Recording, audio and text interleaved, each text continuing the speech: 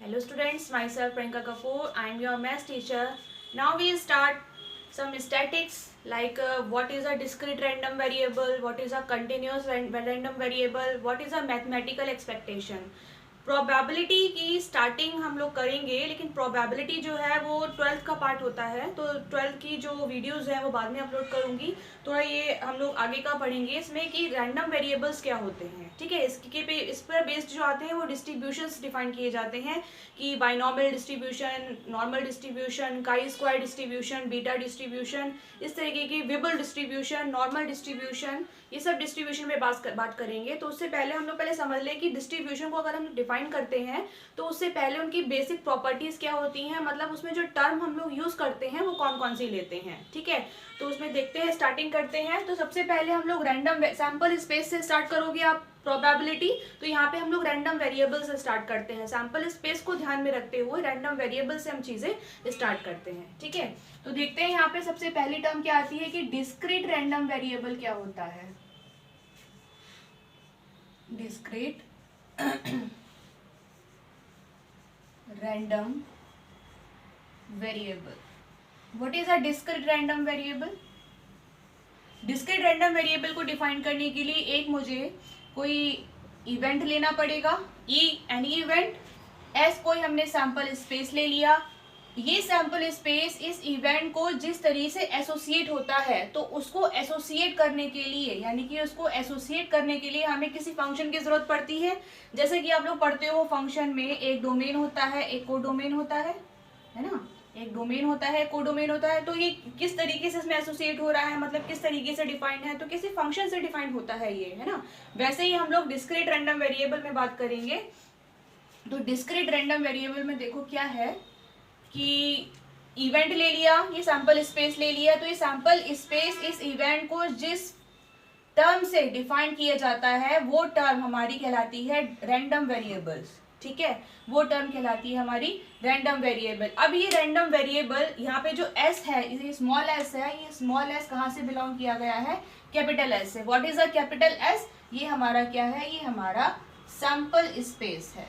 Okay, ये हमारा sample space है। ठीक है, अच्छा चलो बात करते हैं, यहाँ पर हम लोगों ने रैंडम वेरिएबल की बात कर ली। ये हमारा एनी इवेंट हो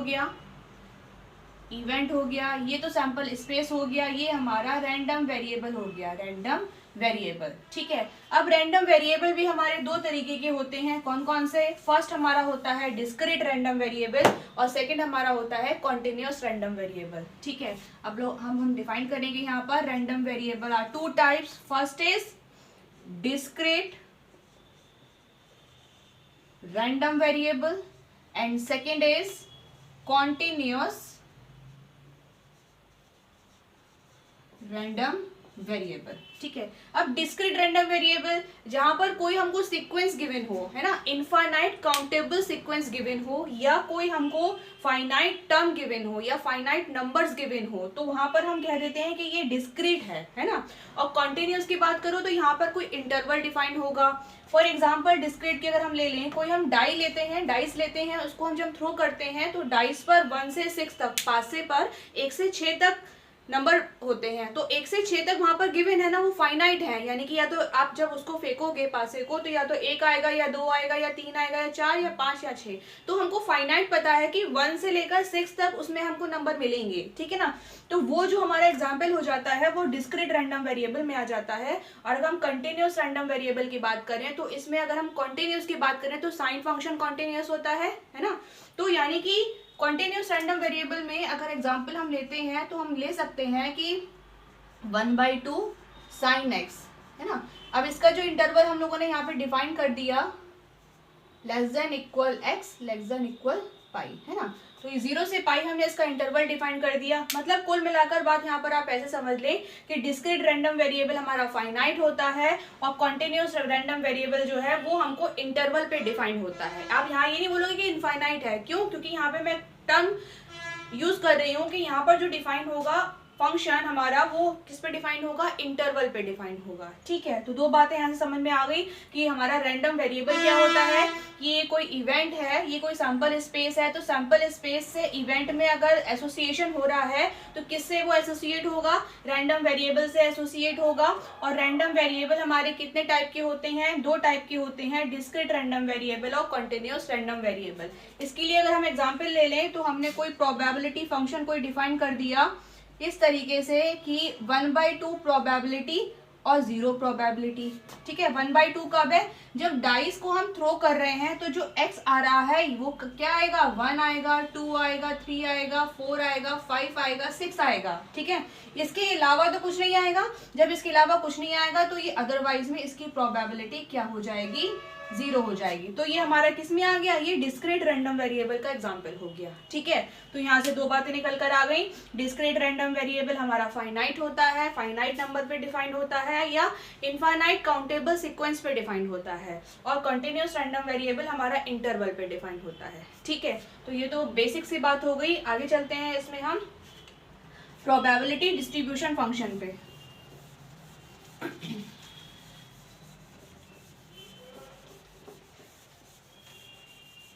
What is a probability distribution function?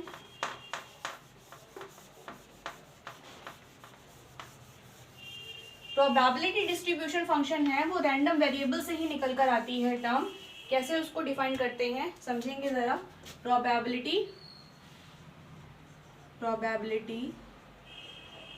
Distribution function. Okay, probability distribution function को हम डिनोट किससे करते हैं, पी ऑफ आई से, है ना, या पी ऑफ एक्स आई से, या P of x equal x से।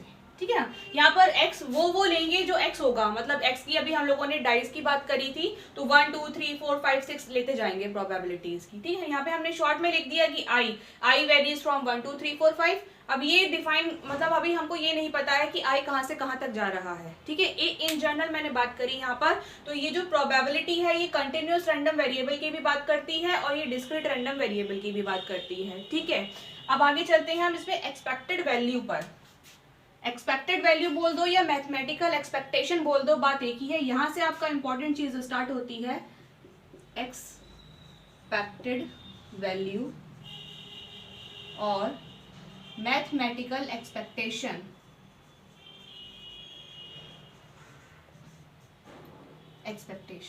ठीक है, इसमें देख ले, इसको हम डिफाइन किसे करते हैं, इसे ई ऑफ एक्स से डिफाइन करते हैं। ठीक है, इसे किससे डिफाइन करोगे आप, ई ऑफ एक्स से डिफाइन करोगे। इसके लिए देखो हमको क्या दो चीजों की जरूरत पड़ती है, एक तो हमें एक्स की जरूरत पड़ेगी। ठीक है, यहाँ पर हम ले रहे हैं x1 x2 x3, इस तरीके से यहाँ पे हम टर्म ले लें xn तक। क्योंकि हम लोग xn तक क्यों लिया, क्योंकि हम लोग यहाँ पर डिस्क्रीट रैंडम वेरिएबल की एक्सपेक्टेशन फाइंड कर रहे हैं। ठीक है, अब यहाँ पर अगर हम एक्सपेक्टेशन में x ले लिया तो प्रोबेबिलिटी की जरूरत पड़ेगी p ऑफ x में। तो यहाँ पर हमने x1 के लिए ले लिया p1, x2 के लिए ले लिया p2, x3 के लिए लिया हमने p3 और xn के लिए ले लिया हमने pn। ठीक है, ये इसके कॉरस्पॉन्डिंग हमने प्रोबेबिलिटी ले ली। तो मैथमेटिकल एक्सपेक्टेशन कहता है कि भाई ई ऑफ एक्स हम ऐसे डिफाइन करेंगे कि आप 1 to 1 मल्टीप्लाई करते जाओ और ऐड करते जाओ। कैसे कि x1 p1 plus x2 p2 plus x3 p3 कहाँ तक xn pn। ये हमारा क्या होता है, ये मैथमेटिकल एक्सपेक्टेशन होता है। आप क्या करोगे, इसकी मल्टीप्लाई इससे x1 p1, ये गिवन होगा क्वेश्चन में हमको, x2 p2 x3 p3 up to xn pn तक मल्टीप्लाई करके सबको ऐड कर दोगे तो ये क्या आ जाएगी आपकी एक्सपेक्टेड वैल्यूज, किसकी, डिस्क्रीट रैंडम वेरिएबल की। डिस्क्रीट क्यों बोला, क्योंकि यहाँ पर हम लोगों ने फाइनाइट नंबर्स ले लिए हैं। ठीक है ना, फाइनाइट नंबर्स की प्रोबेबिलिटी भी हम लोगों ने फाइनाइट ले ली है। ठीक है, इसको इन शॉर्ट अगर हम बात करें तो समेशन की फॉर्म में कैसे लिख सकते हैं, समेशन की फॉर्म में कैसे लिख सकते हैं, समेशन xi pi, है ना, xi pi where i varies from 1 to n, है ना, where i varies from 1 to n, ये हमारी क्या हो गई, ये मैथमेटिकल एक्सपेक्टेशन हो गई। आगे बात समझ में। तो यहाँ पर एक बात और ध्यान रखोगे, जब प्रोबेबिलिटी डिस्ट्रीब्यूशन फंक्शन डिफाइन करोगे तो इसको हम ना एक ऑर्डर्ड पेयर भी बोलते हैं। इसको हम ऐसे भी लिख सकते हैं कि xi की प्रोबेबिलिटी p ऑफ xi, है ना, प्रोबेबिलिटी ऑफ xi, मतलब प्रोबेबिलिटी डिस्ट्रीब्यूशन फंक्शन जो है वो ऑर्डर्ड पेयर में डिफाइन होता है। मतलब ये तो एक आम सी बात है, अगर आप इसको नहीं भी ध्यान रखोगे तो आप इसको बस ध्यान रखो कि मतलब प्रोबेबिलिटी डिस्ट्रीब्यूशन फंक्शन p और xi से डिफाइन होता है, ठीक है। तो मैथमेटिकल एक्सपेक्टेशन हो गई, हमारा प्रोबेबिलिटी डिस्ट्रीब्यूशन फंक्शन हो गया। नेक्स्ट देखते हैं, इसमें इसकी कुछ प्रॉपर्टी हैं, 1 बाय 1 करके देखेंगे। अगर हमारी e ऑफ x गिवन है, e of x plus y निकालना है हमको, है ना। मतलब क्या, अभी तो हम लोगों ने e ऑफ x डिफाइन करा था, अब हमने बोल दिया कि यहाँ पर दो हैं x, है ना, एक x है एक y है, तो क्या उनके सम की हमको एक्सपेक्टेड वैल्यू नहीं पता चलेगी? बिल्कुल पता चलेगी। तो आप क्या कर दोगे, e of x plus e of y, है ना। ये तो दो की बात होगी, मतलब क्या हो गया, ये e जो है एक्सपेक्टेड वैल्यू जो है वो अंदर डिस्ट्रीब्यूट हो गई, है ना। मतलब expected value of x plus y की अगर आपको फाइंड करनी है तो expected value of x plus expected value of y, ठीक है। ऐसे ही अगर हम बात करें 3 टर्म की, x plus y plus z, तो सेम जैसे हम लोगों ने 2 में किया था वैसे ही हम लोग क्या कर देंगे, 3 में कर देंगे। Expected value of x plus expected value of y।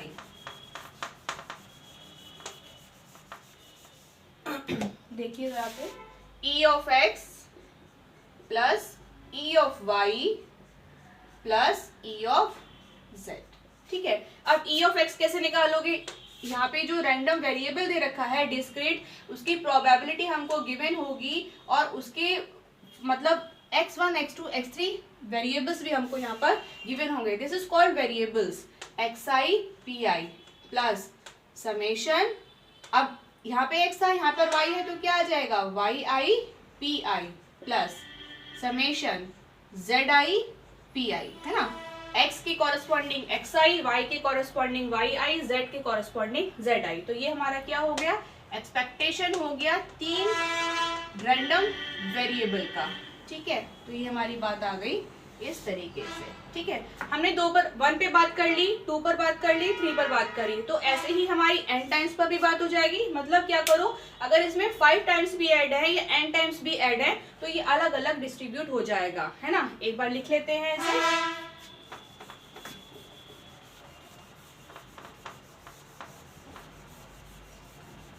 देखिए इधर, expectation of x plus y plus z up to, आप क्या कर लो, n टाइम्स तक ले लो, है ना, n टाइम्स तक ले लो। तो इसका कैसे लिखोगे आप, expectation of x plus expectation of y plus expectation of z, कहाँ तक जाएगा, एक्सपेक्टेशन ऑफ n टाइम्स।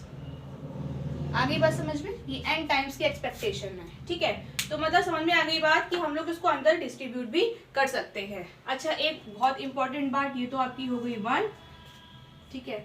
ये फॉर्मूला आप ध्यान रख लेंगे, इस पर बेस बहुत सारे, मतलब यही आपका बेसिक है जो आपकी आगे जो डिस्ट्रीब्यूशन हमको डिफाइन करने हैं उसमें ये यूज होगा, इसके बिना आप कुछ नहीं कर सकते, ठीक है।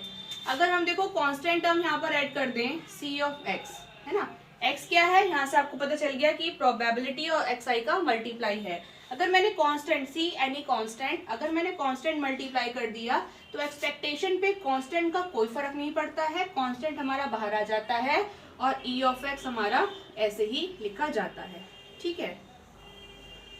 आगे बस समझ में, ये तो रही हमारी बेसिक प्रॉपर्टी। अभी बेसिक खत्म नहीं हुआ हमारा, अभी और भी बहुत सारे इसके अंदर चीजें हैं जो हम लोग नेक्स्ट वीडियो में डिस्कस करेंगे। अब तक के लिए आप इतना इसको समझें, इसको अच्छे से पढ़ लें, इसको नोट कर लें। धीरे धीरे करके हम लोग बेसिक से स्टार्ट कर रहे हैं अपना डिस्ट्रीब्यूशन। मतलब डिस्ट्रीब्यूशन का जो मतलब कहते हैं ना, जब वो पैदा हुआ तो उसके लिए क्या क्या चीज़ें ज़रूरत पड़ेंगी, मतलब तो वो सारी चीज़ें हम लोग यहाँ पे डिफाइन कर रहे हैं 1 बाय 1 करके। तो आगे वीडियोज़ जो आएंगी उसमें आपको सारी टर्मोलॉजी यहाँ पे पता चल जाएगी, ठीक है। तब तक के लिए ऑल दी बेस्ट।